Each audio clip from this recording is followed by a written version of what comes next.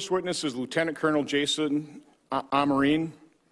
Lieutenant Colonel Amerine serves in the United States Army and led a Special Forces team in Afghanistan in 2001, for which he received a Purple Heart and Bronze Star with V device, which denotes participation in acts of heroism involving conflict with an armed enemy.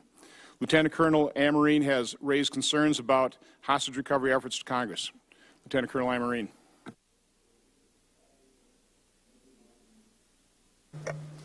Thank you, sir. Warren Weinstein is dead.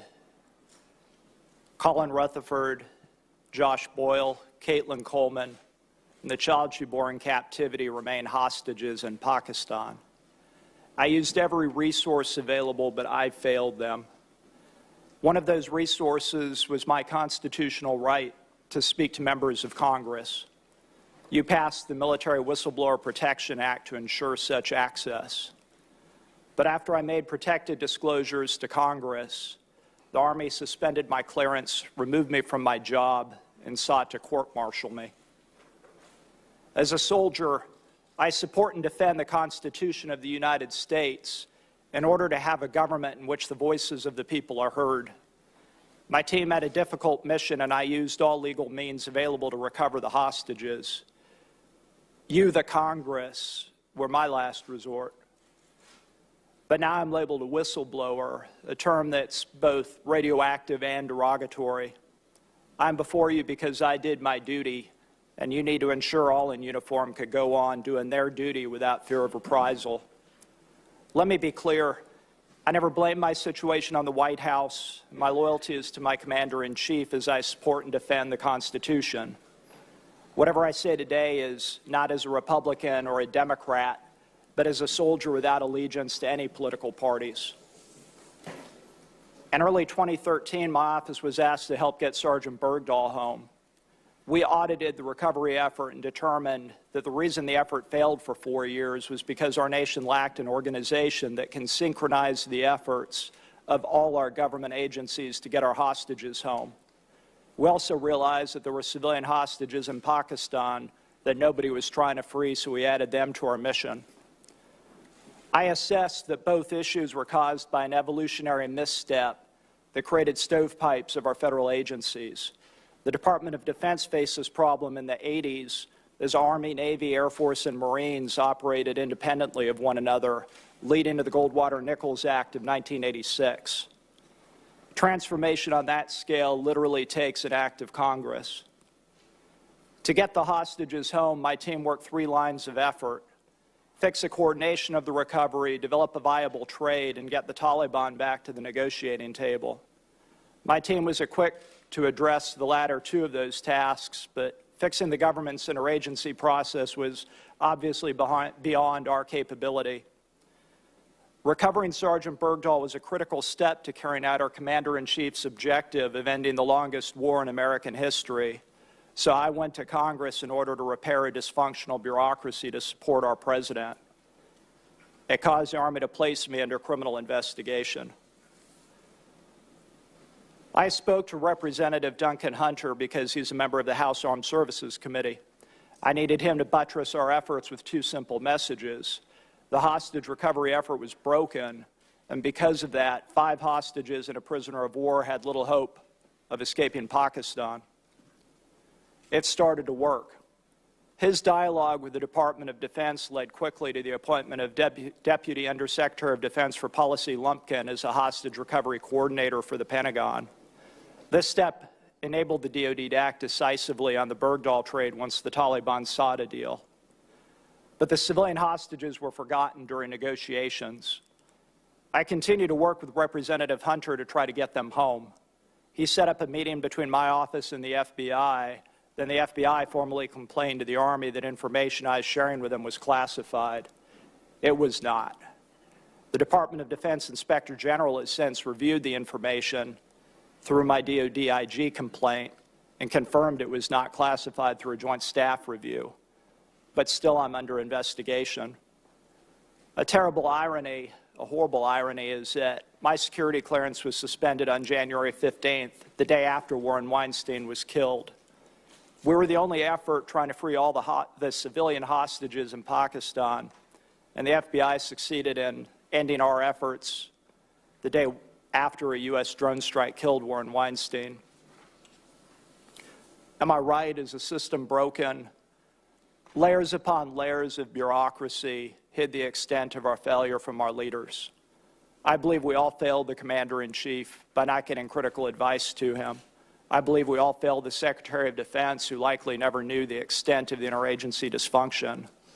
But now I'm considered a whistleblower for raising these issues. There's been no transparency to the Army's investigation of my protected communications with Representative Hunter.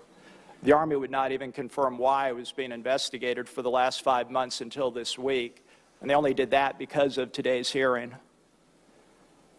Danielle Bryan and Mandy Smithberger of the Project on Government Oversight have been a godsend, and Representatives Duncan Hunter and Jackie Spears stood up for me where nobody else in Congress did until today. I'm truly grateful for the opportunity to testify before you. The outpouring of support from fellow service members has been humbling. Worst for me is that the cadets I taught at West Point, now officers rising in the ranks, are reaching out to me to see if I'm okay.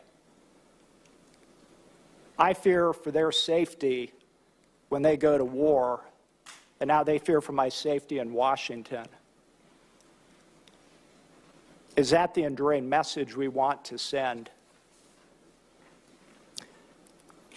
And we must not forget, Warren Weinstein is dead, while Colin Rutherford, Josh Boyle, Caitlin Coleman, and her child remain hostages.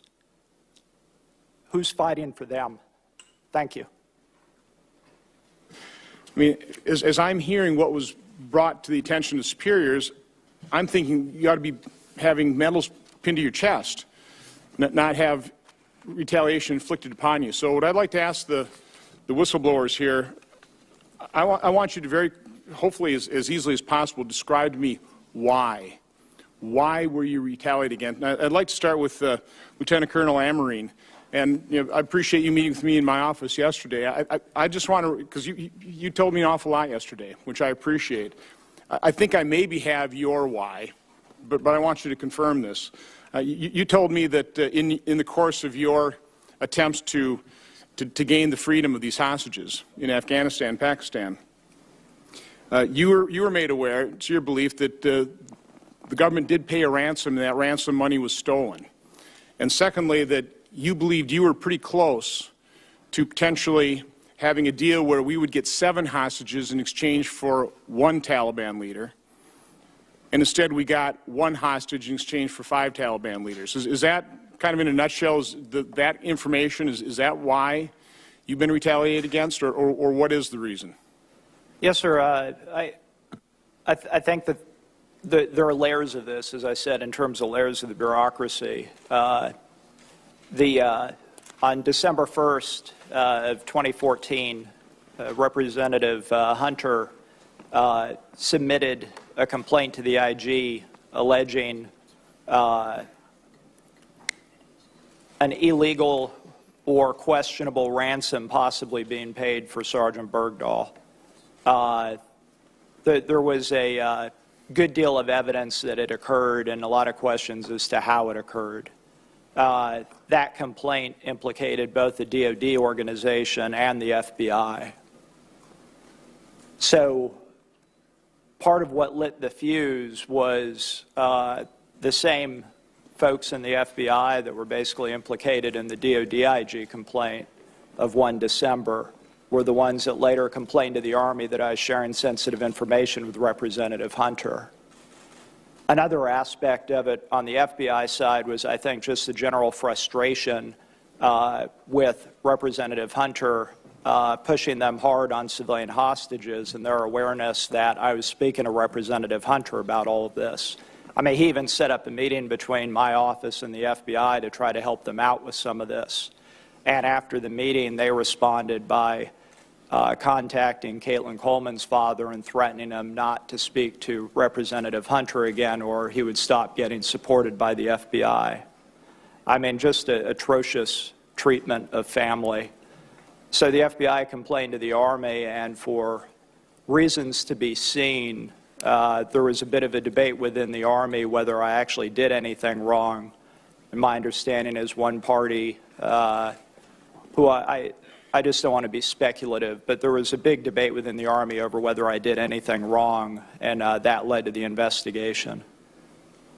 Can you tell me a little bit about what deal you thought you had for the release of the hostages? So my office worked options. We looked at a whole variety of options. One of the options that we developed was a, we called it, the 1-for-7 option. It entailed 6 hostages and a 7th person I'd just rather not discuss today. So the 6 hostages is actually 5 hostages and a prisoner of war. So Sergeant Bergdahl, Caitlin Coleman, the child she bore in captivity, Josh Boyle, and Colin Rutherford. When we saw that nobody else was trying to get them home, we were working every initiative possible. One was the 1-for-7, and in that we were looking at Haji Bashir Noorzai. He was described as the Pablo Escobar of Afghanistan, and we realized that he actually was just another warlord. He was actually an ally of the Karzai regime. We lured him to the U.S. under a false promise of safe passage and basically unsealed an indictment and put him in jail for life. Some felt he was a wretched human being, and others felt he was wronged. As we looked at the options, we looked at 5-for-1, which we thought had died in 2012, as the worst option. And so for us it was, we aren't getting Bergdahl, let alone the other hostages, back for free. Every option was going to be painful. So the Noorzai option for us was one that was at least less painful. So we were able to reach out to the Noorzai tribe itself that we believe could free the hostages, and we made a lot of progress on it. I briefed it widely, but in the end, when the Taliban came to the table, the State Department basically said it must be the 5-for-1. That's the only viable option we have, and that's what we went with. I can see how members of the government, if there was an option for 7 or 6 Americans for 1 Taliban, and the deal ended up being 5 Taliban for 1 American, they probably wouldn't want that too highly publicized. So, okay.